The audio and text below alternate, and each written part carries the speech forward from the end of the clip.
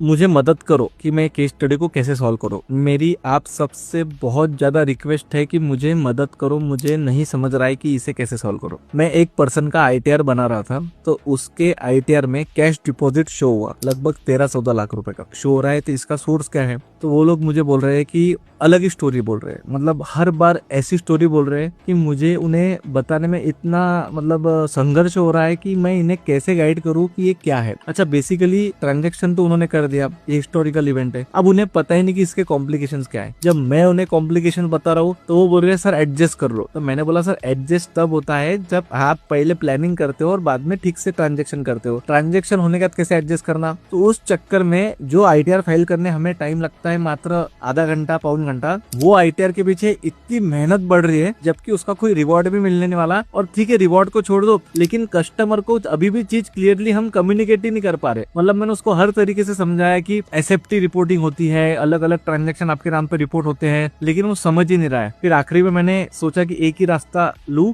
मैंने उसे एक हिंदी में आसान भाषा में भेज दिया कि आपका ऐसा ऐसा चीज है और जिसकी जिम्मेदारी आप ले रहे हो। उसको मैंने बोला कि आपने इस पे यस भेज देना। उसने बिना पढ़े उस पे यस भेज दिया। तो मैंने ये बोला कि अब लोगों को कैसे इस चीजों की इंपॉर्टेंस दिलवाना कि ऐसा नहीं होता है, आपको चीज को समझना जरूरी है। आप ऐसे चीज को समझने के सिवाय उसको भागो मत, उसको देख के आप चीज को समझो। बेसिकली गवर्नमेंट चाहती क्या है, जिस दिन आप गवर्नमेंट की एक्सपेक्टेशन समझ गए ना, उस दिन आपको समझ में आ जाएगा कि आपको ट्रांजेक्शन कैसे करना है। हर बिजनेसमैन चोर नहीं है, हर प्रोफेशन चोर नहीं है। बेसिकली उन्हें चीजें समझती नहीं है। जिस दिन उन्हें चीजें समझ गई ना, तो वो दिन सब सही ट्रांजेक्शन करेंगे। लेकिन दिक्कत ये है कि उन्हें समझना ही नहीं। तो आपको अगर इस पे कोई सोल्यूशन पता होगा तो मुझे कमेंट करना। Thank you.